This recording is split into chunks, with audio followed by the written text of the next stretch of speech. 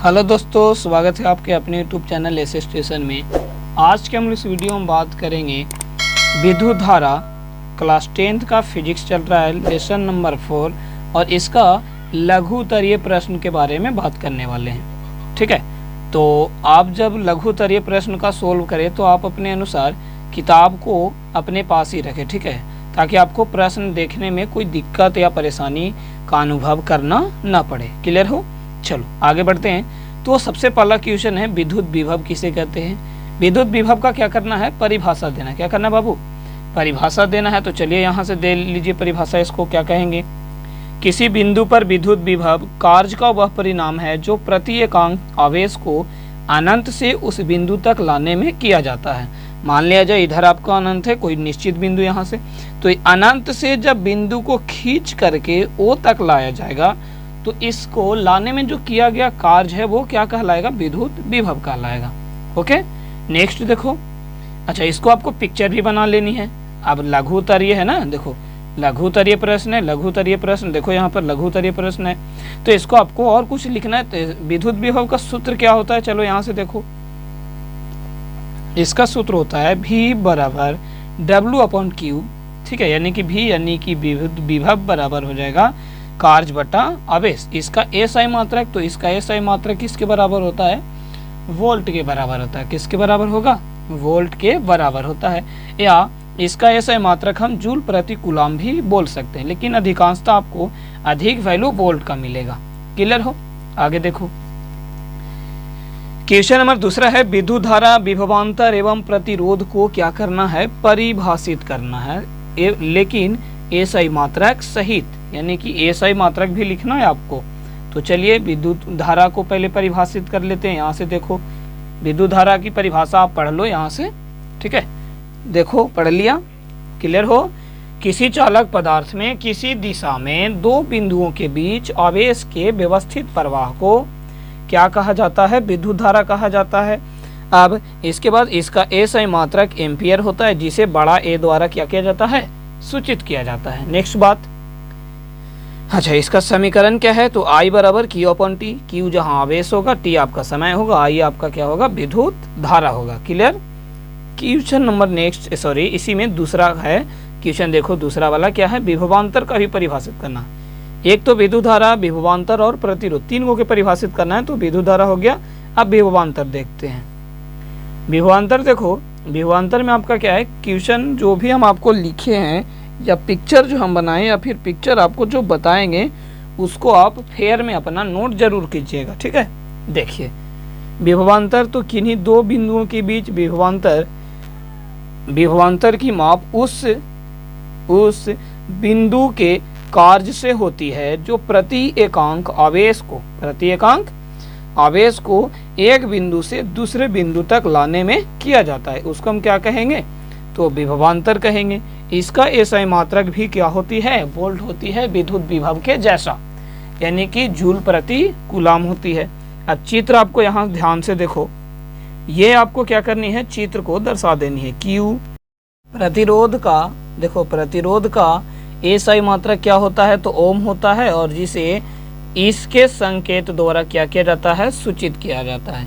किस प्रकार से इसको सूचित करेंगे? तो इस प्रकार से देखो, ऐसे एक गो चालक तार, इसको पे प्रतिरोध 2-3 गो लगा दो और ऐसे कर दो। ठीक है, और बीच में हम क्या लिख देंगे? R लिख देंगे।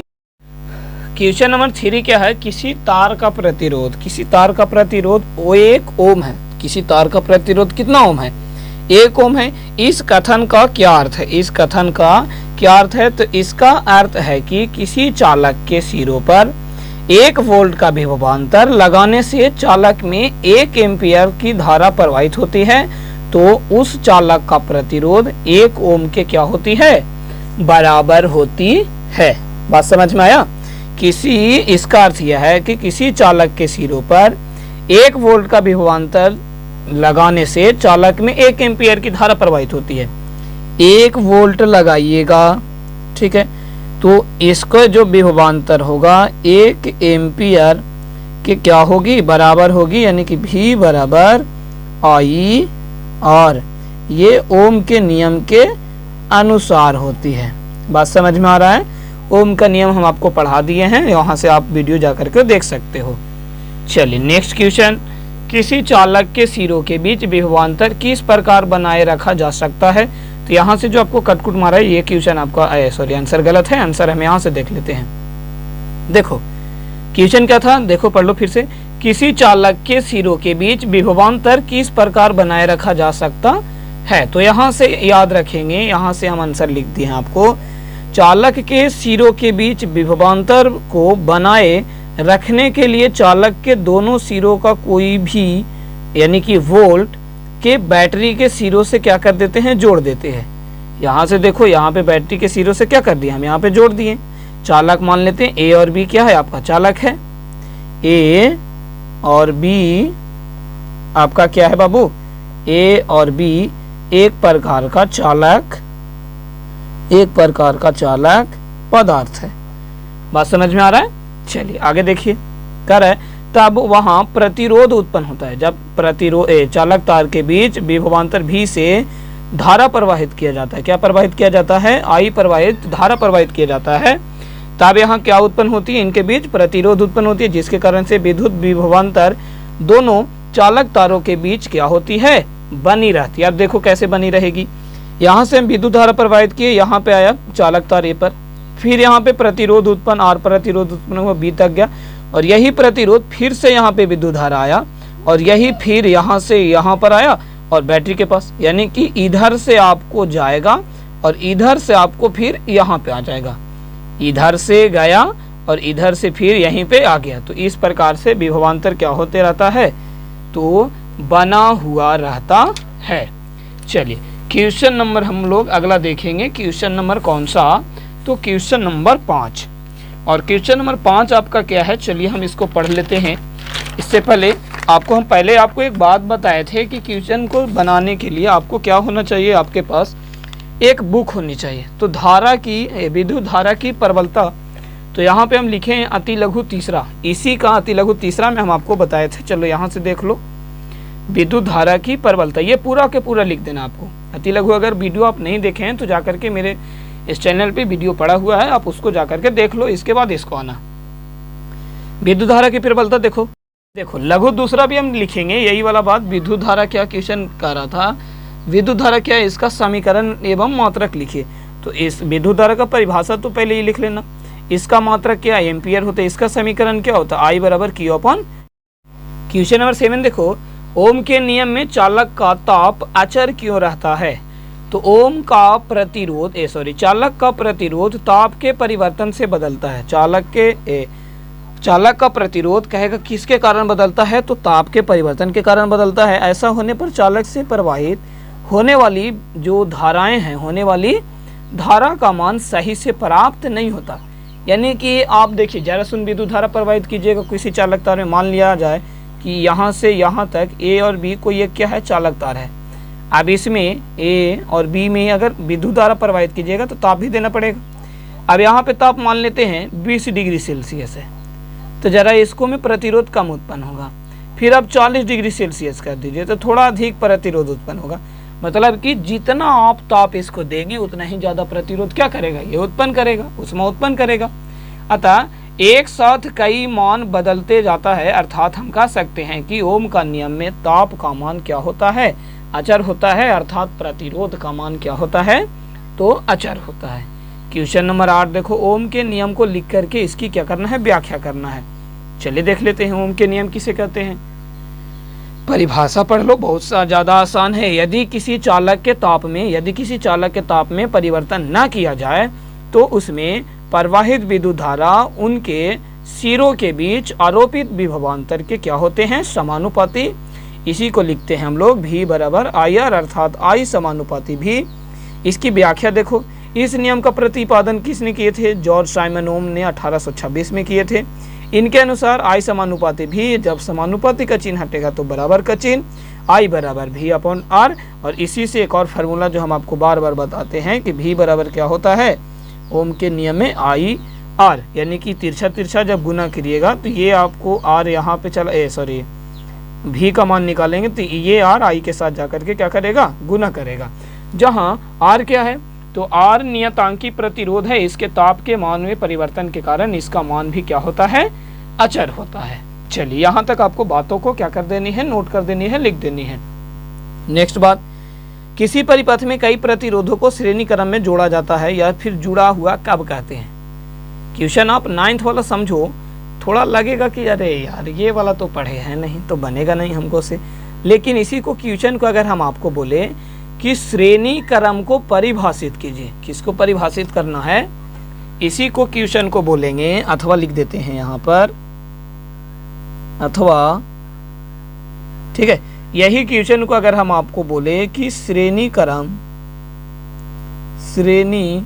क्रम को परिभाषित कीजिए या परिभाषा दें, श्रेणी क्रम को क्या करें, परिभाषा दें, तब तो आपको समझ में आ गया कि श्रेणी क्रम को परिभाषा खोज रहा है। तो चलो समय श्रेणी क्रम को परिभाषा दे देते हैं तथा परिभाषा के साथ साथ हम इसका क्या करेंगे, चित्र भी बना देंगे। चलो देख लो, जब दो या दो से अधिक प्रतिरोधों को इस प्रकार से संयोजित किया जाए कि प्रत्येक प्रतिरोध में विद्युत धारा प्रत्येक प्रतिरोध में विद्युत, अब ये लाइन से आप यहाँ पे आ जाइए, धारा का मान एक। क्वेश्चन नंबर 10 देखो, किसी परिपथ में कई प्रतिरोधकों को पसार्व क्रम में जोड़ा जाता है, या फिर हम आपको यहाँ से क्वेश्चन सेम वही वाला बताएंगे, ठीक है। यहाँ पर तो जगह नहीं है, चलो यहाँ पे छोटा सा जगह आपको दिखाई दे रहा है, यहाँ पे लिख देते हैं पसार्व क्रम को, यानी कि श्रेणी क्रम को क्या करें, परिभाषा दें, क्या करें, परिभाषा दें, तब तो आपको आंसर बन जाएगा ना, परिभाषा दीजिए। या फिर कहेगा कब जुड़ा हुआ होता है, ठीक है, जुड़ा कब होता है, तो ये आपको सेम लैंग्वेज लिखना है, सेम परिभाषा लिखना है। चलो बात समझ में आ रहा है, तो यहाँ से हम लोग परिभाषा दे देते हैं, वह क्रम जिसमें सभी प्रतिरोधी, ठीक है, के एक ओर के सिरे के एक बिंदु तथा दूसरी ओर के सभी सिरों के दूसरे बिंदु तक क्या कर दिया जाता है, जोड़ दिया जाता है। तो इस प्रकार के प्रतिरोधकों के संयोजन को क्या कहते हैं, समांतर क्रम संयोजन कहते हैं, या फिर समांतर क्रम में जुड़ा संयोजन कहते हैं। आपको यहाँ से एक क्वेश्चन ये वाला चित्र आपको क्या कर लेनी है, छाप लेनी है, यहाँ से ये वाला पिक्चर आपको बना लेनी है। क्लियर हो, आगे बढ़ें, चलिए हाँ आगे बढ़ते हैं। ये वाला पिक्चर आपको बना लेनी है, चलिए देख लो एक बार और ध्यान से पिक्चर को, ठीक है। आपको इतना बढ़िया पिक्चर तो हमको नहीं बनाने आता, लेकिन कोशिश करते हैं कि जो हम आपको चित्र बनाए वो हम आपको समझा सकें, ठीक है। चलिए चालक तार ए भी ले लीजिए, भी वोल्ट का कोई बैटरी जोड़ दीजिएगा। यहाँ से जब विद्युत धारा प्रवाह होगा तो धारा का मान हम आई मान लेंगे, यहाँ से विद्युत प्रतिपद 3 भागों में बढ़ जाएगा, एक इधर एक इधर एक इधर। अगर हम इसका नामकरण करें तो आप कर सकते हो, कोई दिक्कत इसको में प्रॉब्लम नहीं है। चलो आगे क्वेश्चन नंबर 11 देखते हैं, प्रतिरोध की उत्पत्ति का क्या कारण है। तो प्रतिरोध की उत्पत्ति का क्या कारण है, चलो इसको में समझ लेते हैं हम लोग। प्रतिरोध का उत्पत्ति का क्या कारण है, किसी विद्युत परिपथ में विद्युत धारा का विरोध करने के लिए प्रतिरोध की उत्पत्ति होती है। कब उत्पत्ति, प्रतिरोध की उत्पत्ति कब होती है, तो किसी विद्युत परिपथ में विद्युत धारा जब प्रवाह होता है तब उसको विरोध करने के लिए क्या उत्पन्न होता है, तो प्रतिरोध उत्पन्न होता है। प्रतिरोध की तार की लंबाई, मोटाई, तार की तापमान आदि से भी प्रभावित होता है, यानी कि तार की लंबाई जितना अधिक होगा प्रतिरोध उतना अधिक होगा, तार की मोटाई जितना अधिक होगा प्रतिरोध उतना कम उत्पन्न होगा, तार की जो तापमान होगा जितना अधिक होगा प्रतिरोध उतना ही अधिक उत्पन्न होती है। चलिए आगे देख लीजिए, चित्र आपको ये वाला क्या कर लेनी है, बना लेनी है। क्वेश्चन नंबर 12 देखो, और ये हम आपको लघु का जो वीडियो है हम आपको 2 पार्ट में करवाएंगे, ठीक है। 2 पार्ट, कोई पीए हुए वाला मत समझिएगा कि एक पार्ट 2 पार्ट हो गया।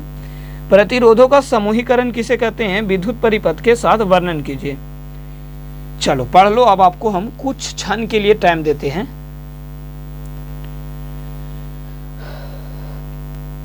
पढ़ लिए, देखो, जब विद्युत परिपथ में जब प्रतिरोधों को एक साथ जोड़कर एक सुव्यवस्थित परिपथ तैयार किया जाता है तब वह प्रतिरोध का क्या कहलाता है, समूहीकरण। यानी कि जब एक प्रतिरोध को दूसरे प्रतिरोध से, दूसरे प्रतिरोध को तीसरे प्रतिरोध से जोड़ते हैं तो प्रतिरोध का समूहीकरण कहलाता है। हाँ, अब